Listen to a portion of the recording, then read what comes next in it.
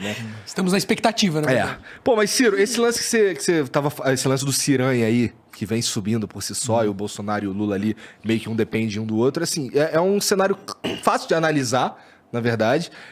Dá pra perceber ali que o Lula, mais do que o Bolsonaro, o Lula tá jogando meio parado, deixando o Bolsonaro ali, porra, se queimando sozinho e tal. E tu vem mesmo por fora nessa história aí. E tem gente que diz, inclusive, que tu algo, assim... Não sei se não seria uma boa ideia se tu desiste das eleições agora, porque aí a gente começa a levar as decisões pro primeiro turno, não é? Veja, a premissa de tudo, Igor, e obrigado mais uma vez por vir aqui, né?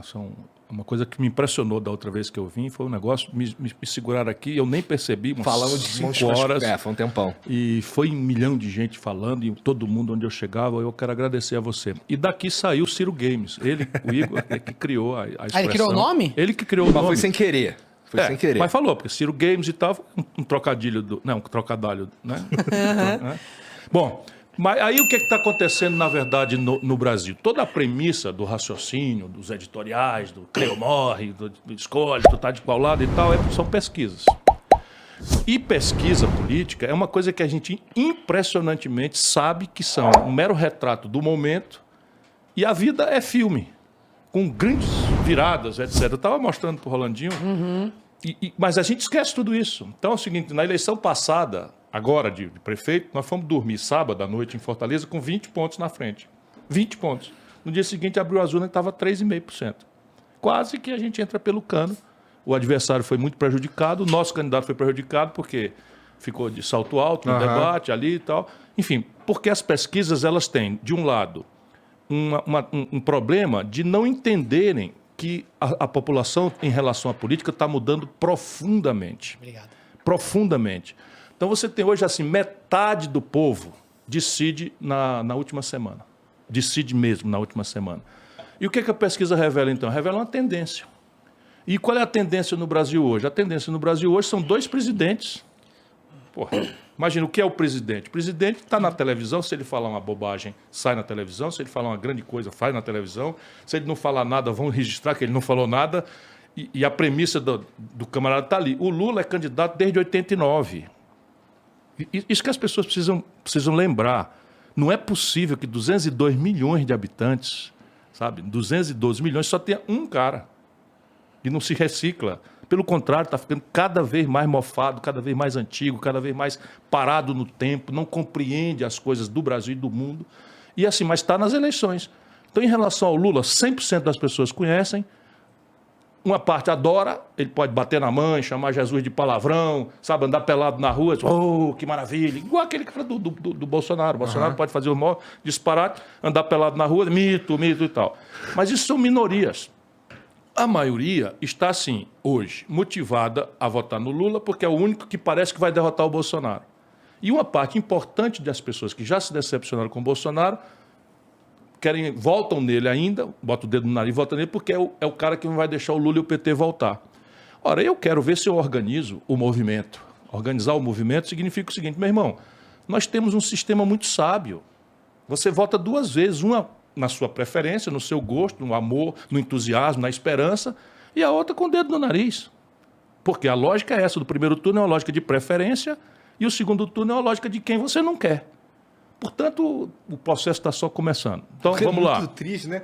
Assim, é muito triste, triste. É muito real, e eu nem sei se tem uma perspectiva de mudar. Mas realmente o segundo turno é quem eu não quero. Quem eu não quero. E o processo eleitoral, ele eu acho que essa é a maior virtude. Ele já é em 2 turnos. A sabedoria é essa. Assim, subverter o processo eleitoral é justamente desvalorizar esse esquema que ele faz. Agora, né? deixa eu dizer para vocês com a minha experiência. A minha experiência é o seguinte, essas coisas têm um interesse envolvido. Você tem no Brasil um grande sistema.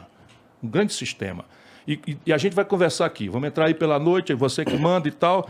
E eu vou lhe provar, a tese hoje vai ser essa, vou lhe provar que rodou, cai no interesse do sistema. Rodou por aqui, rodou por acolá, cai no interesse do sistema. Petrobras, preço do gasolina, preço do gás, rodou, caiu no sistema. Aí,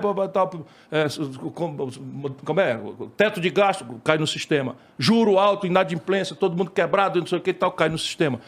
E o sistema político rendeu-se, se vendeu a isso. Os dois lados. Porque, repare, vamos fazer uma pergunta para a inteligência do espectador do Flow. Existiria o Bolsonaro se não fosse a crise econômica e a crise moral que o Lula e o PT produziram no Brasil? É uma pergunta simples, para a nossa inteligência. Eu acho que não. E se existisse, não sobreviveria por muito tempo. Não, porque eu ele é acho que uma o Pega- Eu farsa. acho que o próprio Lula perderia para Bolsonaro em 2018. Mas nenhuma sabe? dúvida resta disso. Eles inventam. Quem ressuscitou o Lula, porque o nosso povo é generoso, quem ressuscitou o Lula politicamente foi o Sérgio Moro, com as arbitrariedades que cometeu. Sim. Mas nas antecedências daquilo, você tem toda a razão. Quem é de São Paulo e tem um pouquinho mais de idade, o Lula estava pagando o pato que o Maluf pagou pelo Pita. Pato, Pita, ficou até engraçado aqui. O que era? A Dilma, que tinha sido um dedaço do Lula, ninguém sabia quem era, e o Lula foi lá, impôs a Dilma num conchavo com o Michel Temer, que está repetindo agora, pega um cara do outro lado, como está fazendo com o Alckmin, e aí bota a Dilma, desastrou o país, sob o ponto de vista econômico, e depois a crise política que derivou do impeachment. Resultado prático, quem ficou responsável, claro que era o responsável por aquilo, era o Lula. Sabe quanto é que ele estava? 16% nas pesquisas. Aí o Sérgio Moro começa, vai para cá, vai para colar, e a população começa, o povo brasileiro tem dó, Bolsonaro levou uma facada, pronto. Tal. O que é uma virtude, mas na política é um desastre, sabe? Se a gente não votar, sabe, com a cabeça, isso é a minha campanha. Mas, minha campanha é votar pensando na inteligência. E a questão básica é a seguinte, o tamanho da crise brasileira, a renitência dela no tempo, a complexidade dela, não pode dizer que foi o Bolsonaro que produziu. O Bolsonaro não deu conta de resolver, está agravando tudo. É um macaco numa casa de louça, é um desastrado, ok. Mas essa crise quem produziu foi o Lula e o PT. Ó, lá no começo, quando você começou a falar, você falou que o Lula parou no tempo, tudo mais, tá mofando e tal. Cara, eu tenho... Você acha que, pra começar, você acha que o Alckmin, ele tá no mesmo saco que o Temer? No mesmo saco ideológico, sem dúvida. Você acha que ele não é um pouquinho mais... ter o Alckmin junto do Lula ali não é um aceno mais... tô me posicionando mais aqui, pegando um cara mais à direita para parecer que eu tô mais no Meu centro. irmão, isso é um conchavo. Adversários podem e devem fazer acordos, dependendo do que justifica. Percebe? Então tem que ter uma evolução, tem que ter uma autocrítica, tá certo? Mas não é o caso. O Lula e o Bolsonaro e o Alckmin simbolizaram no Brasil 25 anos de radicalização política. Vocês são daqui de São Paulo. Aqui em São Paulo só existia isso. Era PT e PSDB, e isso saiu de São Paulo, foi imposto ao Brasil, e a conversa era da canela para baixo, irmão. Porque adversário você critica, discorda e tal, mas aqui era o seguinte, era ladrão da merenda, não é? O Lula quer votar a cena do crime. Então é uma coisa meio grave. É evidente que você... Não, agora qual era a justificativa dele? Não, nós precisamos proteger a democracia. Espera aí um pouquinho, cara pálida. Então eu, que não estou na proteção da democracia, Ciro Gomes, aqui ó, Ciro Gomes, não estou na proteção da democracia. Essa é a tese mais absurda de todas. Tenha santa paciência. Então a Simone Tebet não está no campo da democracia.